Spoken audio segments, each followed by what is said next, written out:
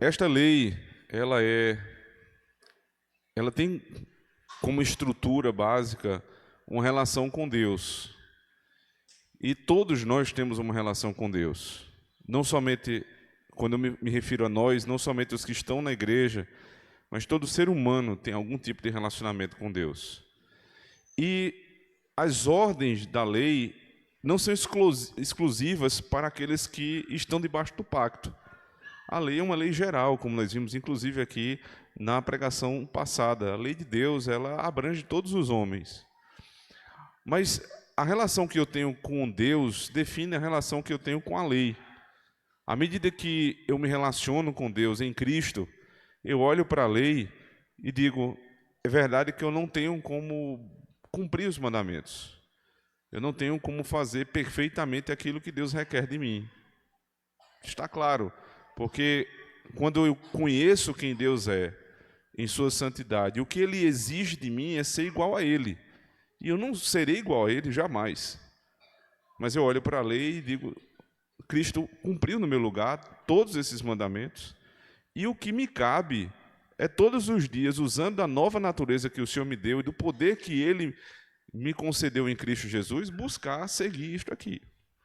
Mas o ímpio não lida com a lei da mesma forma. O ímpio, ele olha para a lei e ele tem raiva da lei. E não adianta ele se enfurecer contra Deus, porque Deus não vai mudar a lei. E sabendo disso, que Deus não mudará a lei, ele muda para si a lei. Ele começa a fazer alguns tipos de interpretações estranhas à leitura natural da Escritura para se acomodar à lei de Deus. Eu digo isso, irmãos, porque nós percebemos que nos nossos dias, isso é muito comum no século em que nós estamos vivendo.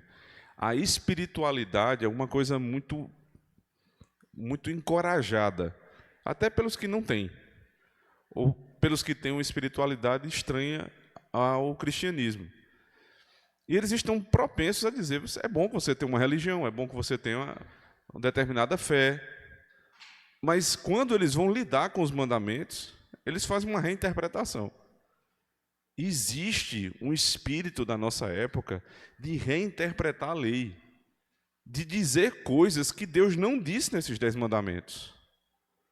Nós vamos ver daqui a pouco, quando estivermos tratando do poder da espada que foi dado ao Estado, que ao interpretar o 6º mandamento, muitos dizem o seguinte, não matarás. Então, não existe nenhuma possibilidade de que a morte seja algo bom. Não existe nenhuma possibilidade de você usar a força de uma arma para fazer o bem.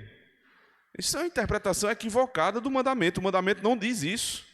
Nós vamos estudar com mais detalhes daqui a pouco. Mas não só o 6º mandamento, todos os outros mandamentos são atacados com reinterpretações. E sabe o que é pior? Que esse espírito da época, ele não fica lá fora da igreja. Ele entra na igreja.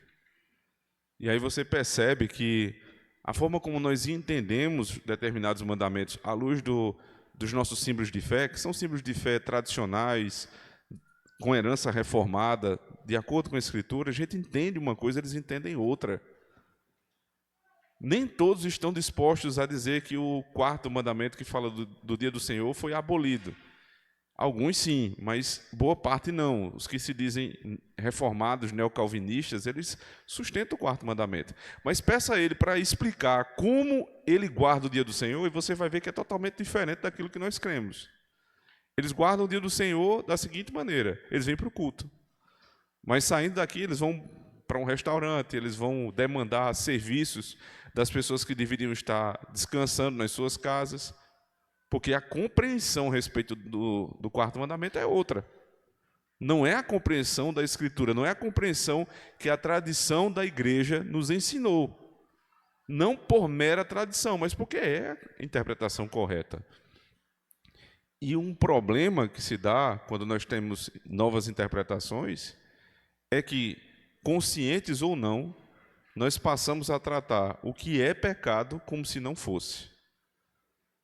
Então, apesar de muitos ímpios se debaterem contra a lei, e estes, eu diria, que têm mais esperança, inclusive, de se arrependerem, porque é tão crasso o erro deles, que é mais fácil você combater, e é muito mais complicado você combater aqueles que estão na igreja, que dizem respeitar os mandamentos, mas os reinterpretam segundo as suas próprias conveniências. Estes estão provavelmente numa situação muito pior, porque estão acreditando numa mentira, mas acreditam numa mentira travestida de verdade.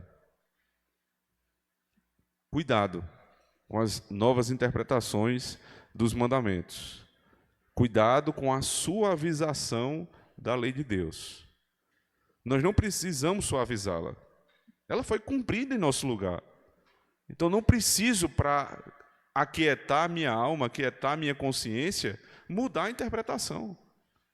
Basta que se dê a verdadeira interpretação e que eu lembre que não serei eu que irei cumprir, mas é Cristo.